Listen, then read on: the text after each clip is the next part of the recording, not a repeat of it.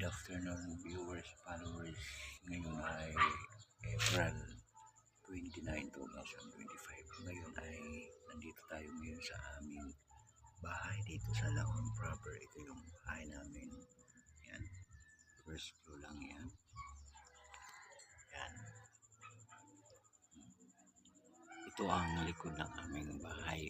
Ang kanyang width ay 1 meter at ang kanyang length ay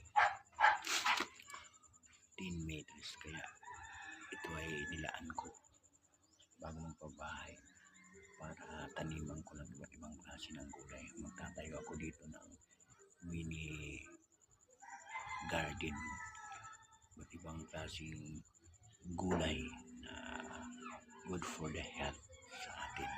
Hindi na tayo bibili araw-araw kasi araw-araw ang aking ginagamit sa pagluto ng ulam. 100 pesos ang gastos ko sa panlamhay ng mga gulay.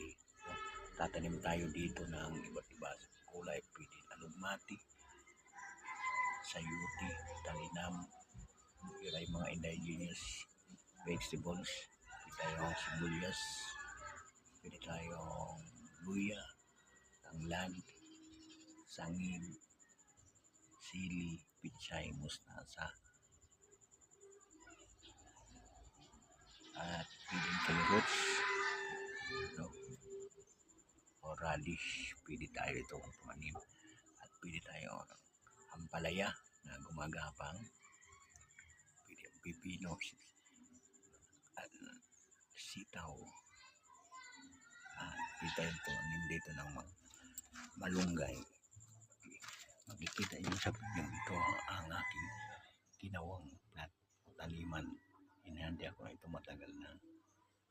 At ngayon lang ito nalagyan ng mga matabang lupa kasi ngayon ay bakasyon 2 months, kaya ngayon pa lang aking ito maayos. Simula pa ito ng pandemic, ngayon ko lang ito naayos. Kaya makikita niyo video. Simula doon 10 meters papunta dito, no? Punta dyan, papunta doon 10 meters. Yan ang haba. At ang lapad naman simula dito sa pader papunta dito ay 1 meter. Kaya merong espasyo na pagtataniman. Ito ang binili ko na pichay at sa panahon ito kasi mainit. Pag tag-ulan na, mas madaling